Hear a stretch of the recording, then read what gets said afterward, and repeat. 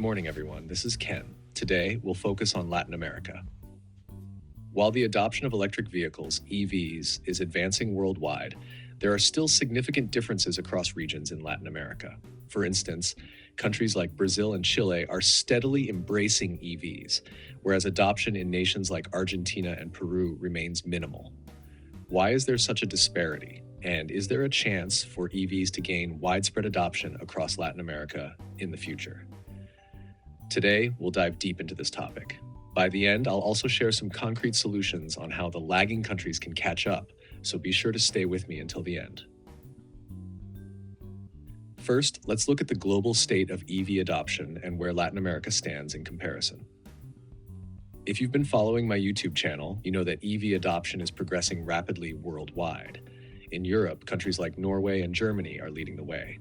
In Asia, China is at the forefront, and in the US, Tesla is driving accelerated adoption.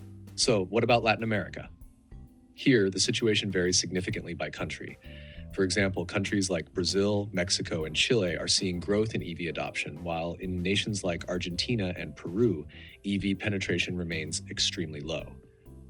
Interestingly, even smaller markets like Ecuador and Panama are experiencing notable growth in EV sales.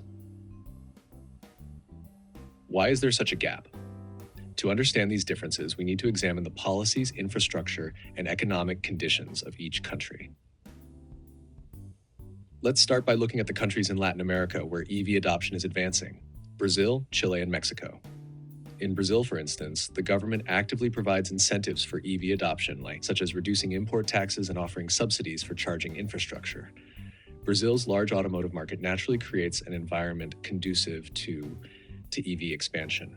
Next is Chile, another noteworthy country. Chile is making significant progress in the adoption of electric buses. In fact, Santiago has one of the largest fleets of electric buses globally. This is thanks to a government-led initiative to electrify public transportation. In Mexico, the country's strong economic ties with the US make it an attractive location for EV manufacturers as a production hub. Notably, Tesla plans to build a massive factory in Mexico.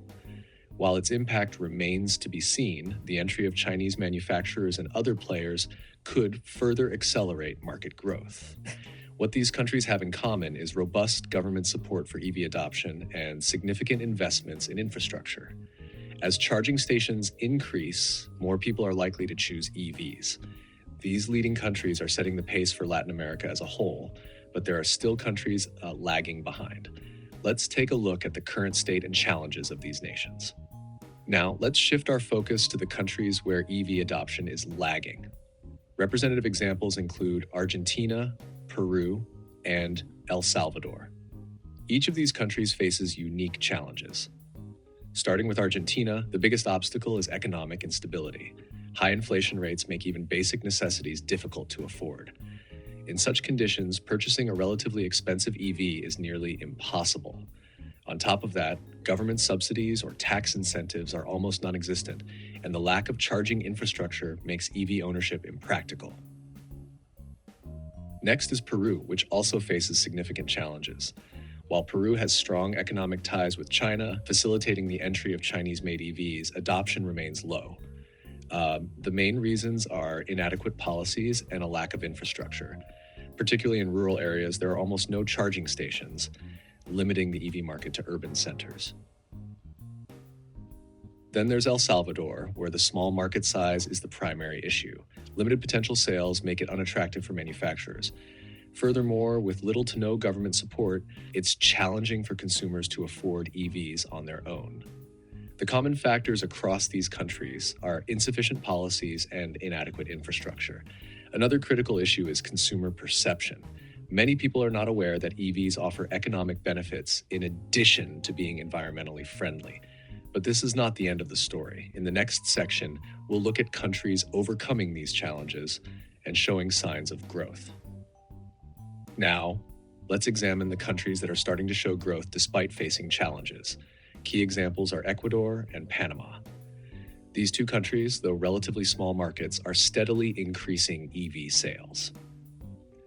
Starting with Ecuador, the government has reduced import taxes and implemented policies to promote electrification. As a result, affordable Chinese-made EVs are entering the market in large numbers. In urban areas, EVs are increasingly being used as taxis and delivery vehicles, indicating steady progress in this small market. In Panama, geographical factors make it easier to develop charging infrastructure. With the Panama Canal serving as a major logistics hub, EV imports from China and Europe are thriving. Additionally, the government offers tax incentives for EV buyers, boosting consumer interest. What these countries have in common are proactive government support and policies favorable to EV imports. Their smaller populations also make it easier to efficiently develop charging infrastructure. These success stories provide valuable lessons for other Latin American countries, demonstrating that even small markets can achieve EV adoption with the right policies. Finally, let's discuss how these challenges can be addressed to drive EV adoption across Latin America and what the future holds for this region. So far, we've explored the current state of the EV market in Latin America, its challenges, and some hopeful signs. What's needed to overcome these challenges and promote EV adoption across the region? The first priority is stronger government policies. Incentives like reduced import taxes and subsidies, as seen in Brazil and Chile, can make EVs more accessible to consumers. Investments in charging infrastructure are also crucial. Expanding charging stations beyond urban areas would significantly improve EV usability. Next is consumer education. Many people believe EVs are just expensive with no real benefits. In reality, EVs have lower running costs compared to gasoline vehicles, making them more economical in the long run. Educating consumers about these benefits can shift perceptions and drive adoption. International partnerships are also key.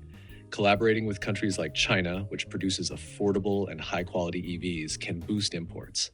As Ecuador and Panama have shown, Chinese EVs play a significant role in expanding the market. Looking ahead, Latin America holds tremendous potential. Led by countries like Brazil and Chile, others are likely to follow suit as policies improve.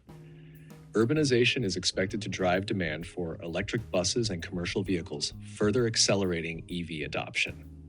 Ultimately, the balance between infrastructure and policy will determine success. If achieved, Latin America could become a new growth market for EVs in the near future. What do you think? Will we see widespread EV adoption across Latin America? Let me know your thoughts in the comments.